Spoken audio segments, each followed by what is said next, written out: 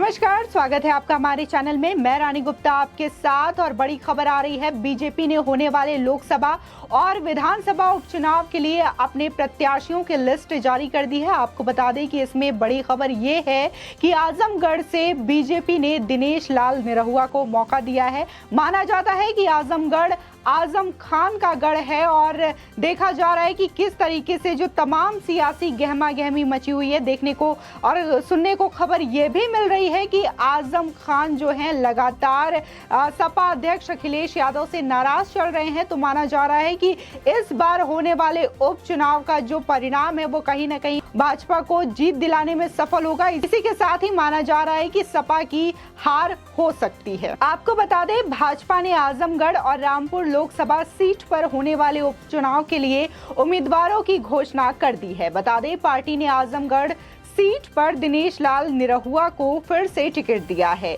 वो 2019 में इसी सीट पर अखिलेश यादव से चुनाव हार गए थे। आपको बता दें कि भाजपा ने यूपी में लोकसभा की 2 सीटों पर होने वाले उपचुनाव के लिए उम्मीदवारों की घोषणा कर दी है। बता दें कि आजमगढ़ सीट पर भोजपुरी फिल्म अभिनेता दिनेश लाल यादव निरहुआ उम्मीदवार होंगे। वो 2019 के लोकसभा चुनाव में भी इसी सीट से लड़े थे, पर सपा अध्यक्ष अखिलेश यादव से हार गए थे। वो फिर से मैदान में उतरे हैं। भाजपा ने रामपुर लोकसभा सीट पर घनश्याम लोधी को उम्मीदवार बनाया है। बता दें, घनश्याम लोधी सपा के विधान परिषद सदस्य रह चुके हैं। यूपी विधानसभा से पहले वो भाजपा में शामिल हुए थे।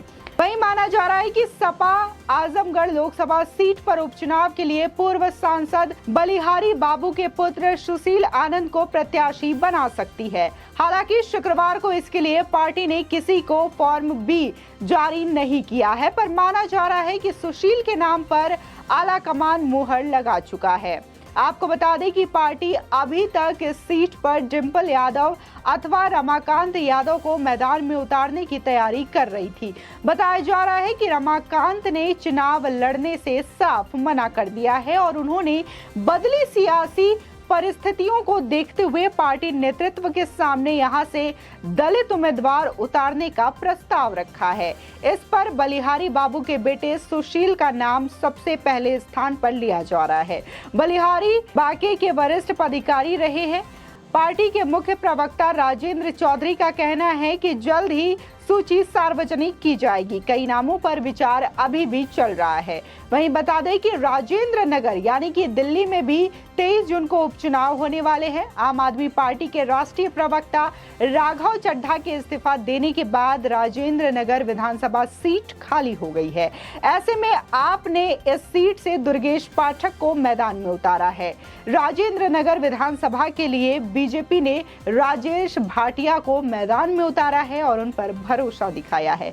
आपको बता दें कि जिस तरीके से यूपी में ये इलेक्शन होने वाले हैं, उपचुनाव होने वाले हैं, उसी तरीके से दिल्ली के राजेंद्र नगर में भी ये चुनाव होने वाले हैं और राजेश भाटिया को बीजेपी ने दिल्ली से मौका दिया है। तो वहीं आजमगढ़ सीट पर दिनेश लाल निरहुआ पर एक बार फिर से बीजेपी ने भरोसा जताया है और बीजेपी को दिनेश लाल निरहुआ ये कह रहे हैं टिकट दे करके माना जा रहा है कि वो इस बार जीत सकते हैं, क्योंकि जिस तरीके से इस बार यूपी के सियासत में बदलाव देखने को मिल रहा है, जहां सपा से तमाम लोग नाराज चलते हुए दिखाई दे रहे हैं। इससे पूरी उम्मीद जताई जा रही है कि इस बार होने वाले लोकसभा और विधानसभा के उपचुनाव में कहीं ना कहीं बीजेपी को जीत मिलना सुनिश्चित है। इसी के साथ ही हम आपको बता दें कि जिस तरीके से 2022 के चुनाव में देखने को मिला, विधानसभा चुनाव में कि किस तरीके से यूपी सहित 4 राज्यों में प्रचंड बहुमत के साथ बीजेपी सरकार जीती है और उन्होंने अपनी सरकार बनाई है, जहां देखने को मिला कि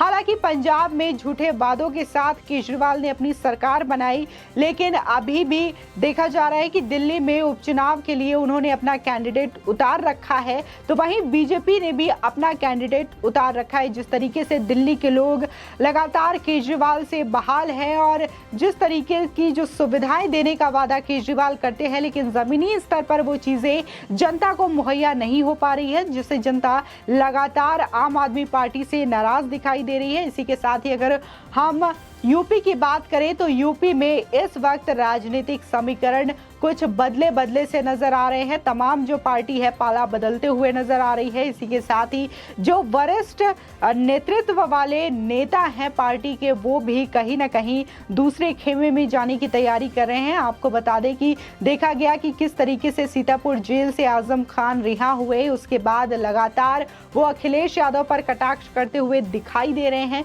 वो सीधे तौर पर कुछ भी अखिलेश यादव को नहीं कहते हुए नजर आ रहे हैं। इसके बावजूद वो इशारों में अपनी नाराजगी जो है अखिलेश यादव को लेकर के जाहिर करते हुए नजर आ रहे हैं। इसी के साथ ही शिवपाल यादव की भी खबरें आ रही हैं कि लगातार वो नाराज चल रहे हैं अखिलेश यादव से। और जहां देखने को मिला कि जब आजम खान जेल से रिहा हुए तो उन्हें रिसीव करने के लिए शिवपाल पहुंचे थे। तो इन चीजों को देखते हुए राजनीतिक विशेषज्ञ ये अंदाजा लगा रहे हैं कि शिवपाल यादव और आजम खान मिलकर के कुछ बड़ा कर सकते हैं। इसी के साथ ही देखा गया कि दलित वोट के लिए अब अखिलेश यादव जो है नया समीकरण बना रहे हैं और इसी को देखते हुए उन्होंने उपचुनाव और लोकसभा के लिए अब अपनी पत्नी यानी कि डिंपल यादव को भी टिकट नहीं दिया है। इसके एवज में वो सुशील को टिकट दे रहे हैं और मान रहे हैं जिस तरीके से प्रस्ताव पार्टी के सामने रखा गया है कि अगर किसी दलित कैंडिडेट को खड़ा करते हैं तो वो जीतने पर मजबूर हो जाएगी। लेकिन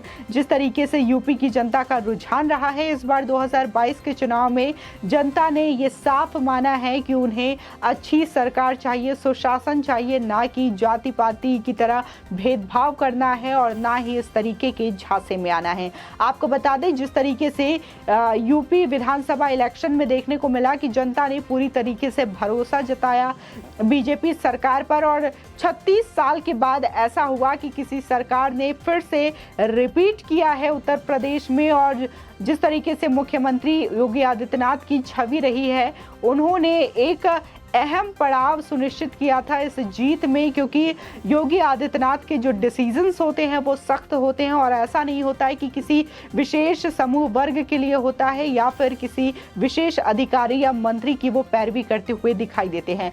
अगर उनके राज्य में किसी मंत्री ने गलती की है, किसी अधिकारी ने गलती की है, तो वो तुरंत उस चीज़ को नोटिस करते हैं और जिस तरीके की सख्त कार्रवाई होती है वो करते हैं। देखने को मिला कि जब मंत्रिमंडल का गठन हुआ तो भ्रष्टाचार को रोकने के लिए सीएम योगी आदित्यनाथ ने तमाम फैसले लिए, जिसमें से कि जो लग्जरी गाड़ियां होती हैं, लग्जरी बंगलो होते हैं, उस पर भी सीएम ने रोक लगाया। इसी के साथ ही जिस तरीके से अधिकारी जो हैं उनके कामों पर भी उन्होंने सख्त कई दिशा निर्देश लागू किए। इसी के साथ ही जो सरकारी कर्मचारी हैं उन पर भी कई नई गाइडलाइंस सीएम योगी ने लगाई, जिससे कि भ्रष्टाचार रुक सके और जो जनता का करेक्शन है वो लगातार सरकार से बने रहे और किसी भी तरीके की परेशानी जनता को ना होना पड़े। इसी के साथ ही जिस तरीके से बीजेपी ने ये ऐलान किया है लोकसभा और विधानसभा उपचुनाव के लिए, उससे देखने को मिल रहा है कि ऐसे कैंडिडेट को उन्होंने मौका दिया है जो कि इस बार बीजेपी की जीत में कुछ हासिल कर सकते हैं। साथ ही जो उम्मीद जताई जा रही है कि जिस तरीके से घनश्याम लोधी को टिकट दिया गया है और दिल्ली की बात करें तो राजेश भाटिया पर बीजेपी ने भरोसा दिलाया है। इसी के साथ ही दिनेश लाल निरहुआ को एक बार फिर से बीजेपी ने मौका दिया है। आपको बता दें कि दिनेश लाल निरहुआ पहले बॉलीवुड एक्टर नहीं है जो कि बीजेपी में आए हैं। इससे पहले मनोज तिवारी जो कि दिल्ली के प्रदेश अध्यक्ष भी रह चुके हैं और इसी के साथ ही रवि किशन को भी बीजेपी ने मौका दिया है। रवि किशन जो कि गोरखपुर से चुनाव लड़े थे और उन्होंने प्रचंड जीत हासिल की थी। आपकी इस खबर पर क्या राय है हमारे कमेंट सेक्शन में जरूर बताएं। आगे की और भी अपडेट के लिए चैनल को सब्सक्राइब करना ना भूलें।